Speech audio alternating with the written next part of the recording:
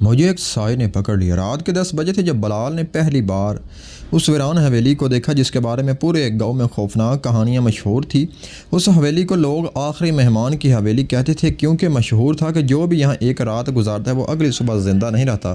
بلال شہر سے آیا ہوا تھا اور ان باتوں پر یقین نہیں رکھتا تھا۔ اسے لگا یہ سب دیہاتوں کے وہم اور پرانی کہانیوں کا اثر ہے۔ وہ ایک تحقیقاتی چینل چلاتا تھا اور چاہتا تھا کہ اس حویلی کی حقیقت دنیا کے سامنے لائے، مگر جیسے ہی وہ حویلی کے بڑے زنگ آلود گیٹ کے قریب پہنچا ایک عجیب سی ٹھنڈک اس کے جسم میں دوڑ گئی۔ ہوا بالکل بند تھی مگر پھر بھی ایسا محسوس ہوا جیسے کسی نے اس کے کندھے پر برف رکھا ہو۔ دروازہ خود بخود چڑچڑاہٹ سے کھلا جیسے کوئی اس کے آنے کا منتظر ہو۔ بلال نے کیمرہ آن کیا، گہرا سانس لیا اور اندر قدم رکھا، لیکن اس سے کیا خبر تھی کہ وہ قدم کوئی معمولی قدم نہیں بلکہ ایک نہ ختم ہونے والی اندھیری رات کی طرف قدم تھا۔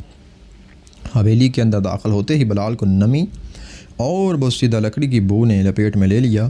زمین پر جگہ جگہ مٹی جم چکی تھی جسے برسوں سے یہاں کوئی سانس تک نہ لی گئی ہو۔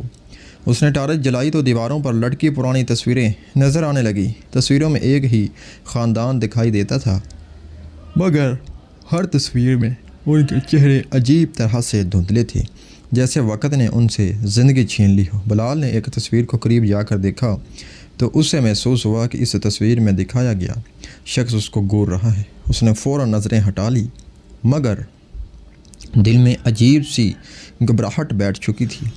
حویلی کے بیچوں بیچ ایک لمبا سا دلان تھا جو اندھیرے میں غائب ہو جاتا تھا۔ بلال دلان کی طرف بڑھا مگر جیسے جیسے آگے جاتا ہوا پھر ٹھنڈی ہونے لگتی۔ اچانک اسے قدموں کی آہٹ سنائی دی۔ وہ پلٹا مگر کوئی نہ تھا۔ کیمرہ اس کے ہاتھ میں کانپنے لگا۔ اسے لگا شاید یہ آوازیں اس کے وہم کا نتیجہ ہیں، لیکن پھر اسی لمحے ایک دروازہ خود بخود پورے زور سے بند ہوا اور دلان میں گونجتی ہوئی چینخ سنائی دی۔ چینخ سن کر بلال کا دل ایک لمحے کو رک سا گیا۔ وہ آواز اتنی حقیقی تھی کہ اسے شک نہیں ہو رہا کہ حویلی میں کوئی موجود ہے، مگر وہ شخص کون تھا اور وہ کیوں چینخا؟ بلال کی ٹارچ کی روشنی تھڑتھڑا رہی تھی جیسے اندھیرا اسے نگلنے کی کوشش کر رہا ہو۔ وہ آہستہ آہستہ آگے بڑھا اور اس دروازے کے پاس پہنچا جو خود بخود بند ہوا تھا۔ اس نے دروازہ دھکیل کر کھولا تو ایک بڑا سا کمرہ اس کے سامنے نمودار ہوا۔ کمرے میں پرانی لکڑی کی میزیں، ٹوٹی ہوئی کرسیوں کے ڈھیر اور ایک بوڑھا سا آئینہ رکھا تھا جس کے کنارے ٹوٹ چکے تھے۔ بلال نے کیمرہ آئینے کی طرف کیا مگر حیرت کی بات یہ تھی کہ آئینے میں اس کی تصویر نظر ہی نہیں آ رہی تھی۔ آئینہ خالی تھا۔ بلال نے ایک قدم پیچھے ہٹا کر دوبارہ دیکھا مگر نتیجہ وہی تھا۔ اسے ایسا محسوس ہونے لگا جیسے کوئی اس کے پیچھے کھڑا ہے۔ اس نے تیزی سے پلٹ کر دیکھا مگر وہاں صرف اندھیرا تھا۔ اچانک آئینے میں ایک سایہ نظر آیا، ایک لمبا پتلا اور سر جھکائے کھڑا ہوا سایہ جو بلال کی طرف بڑھتا ہوا دکھائی دیا مگر حقیقت میں پیچھے کوئی نہ تھا۔ بلال کے جسم میں کپ کپی دوڑ گئی۔ وہ آئینے سے نظریں ہٹا کر کمرے سے باہر نکل گیا مگر دلان اسے پہلے سے بھی زیادہ سنسان لگ رہا تھا۔ اسے لگا کہ حویلی کی فضا تبدیل ہو رہی ہے، جیسے دیواریں زندہ ہوں اور اس کی ہر حرکت پر نظر رکھ رہی ہوں۔ وہ دلان کے بیچ میں پہنچا تو اسے سامنے ایک دروازہ نیم کھلا نظر آیا۔ دروازے کے پیچھے ہلکی ہلکی زرد روشنی آ رہی تھی جو اسے ویرانی میں غیر معمولی لگ رہی تھی۔ وہ روشنی کی طرف بڑھا مگر جوں جوں قریب پہنچا گیا ایک سرد سرگوشی اس کے کانوں میں آنے لگی۔ واپس چلے جاؤ، آخری مہمان بننا مت۔ بلال نے کان جھٹکے مگر سرگوشیاں بند نہ ہوئی۔ وہ دروازہ کھول کر اندر داخل ہوا تو اسے حیرت کا جھٹکا لگا۔ زرد روشنی ایک جلتی ہوئی موم بتی سے آ رہی تھی جو کمرے کے بیچ میں رکھی تھی، لیکن موم بتی کے ارد گرد کسی کے قدموں کے نشان موجود تھے جیسے کوئی ابھی ابھی یہاں کھڑا ہو۔ کمرے میں خاموشی ایسی تھی کہ دل کی دھڑکن تک سنائی دے رہی تھی۔ اچانک موم بتی بجھ گئی اور پورا کمرہ اندھیرے میں ڈوب گیا۔ اندھیرے نے جیسے بلال کو پوری طرح گھیر لیا ہو۔ اس نے فوراً ٹارچ آن کی مگر روشنی کچھ سیکنڈوں کے بعد خود بخود بند ہو جاتی تھی جیسے کوئی اسے روک رہا ہو۔ کمرہ اب اسے پہلے سے کہیں زیادہ زندہ محسوس ہو رہا تھا۔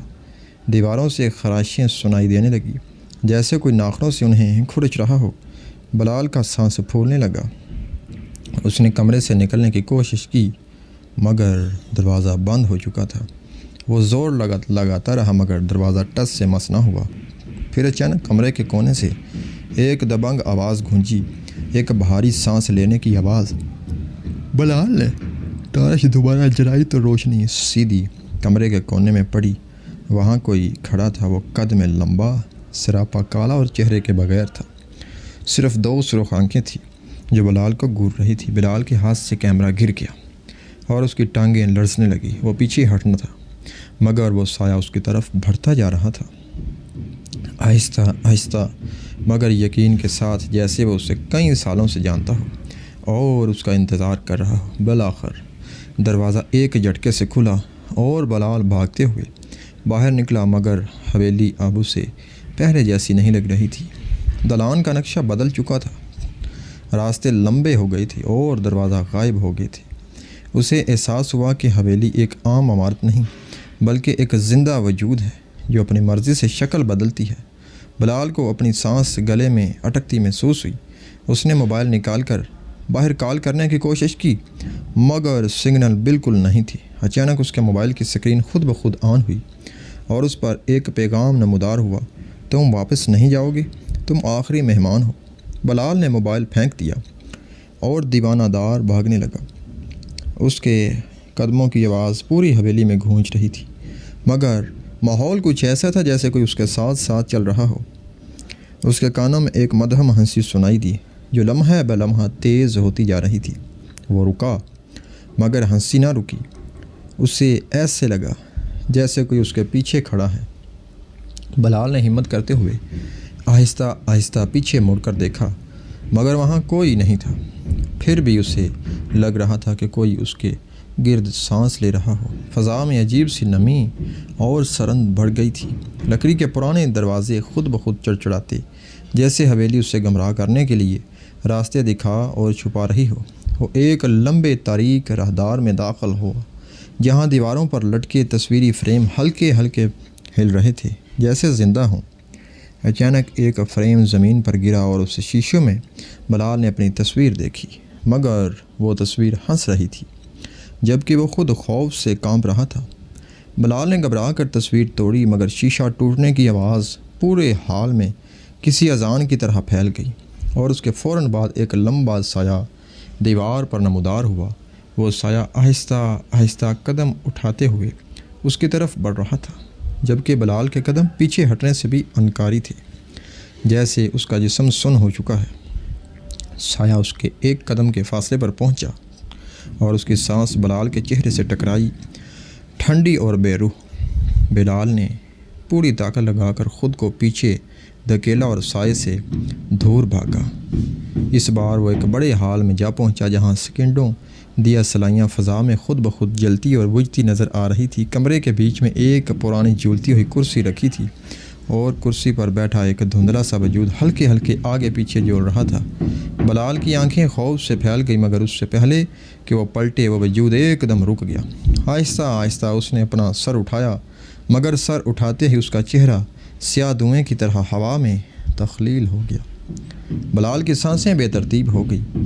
اس نے پیچھے ہٹتے ہوئے دیکھا کہ فرش پر خون کے خشک نشانات ظاہر ہو رہے تھے جو اس کی طرف بڑھ رہے تھے جیسے کوئی اسے گھسیٹ کر کہیں لے جانا چاہتا ہو۔ بلال نے پوری ہمت سے ایک کھلی کھڑکی دیکھی اور اس کی طرف بھاگا مگر کھڑکی اچانک پتھر کی دیوار میں بدل گئی۔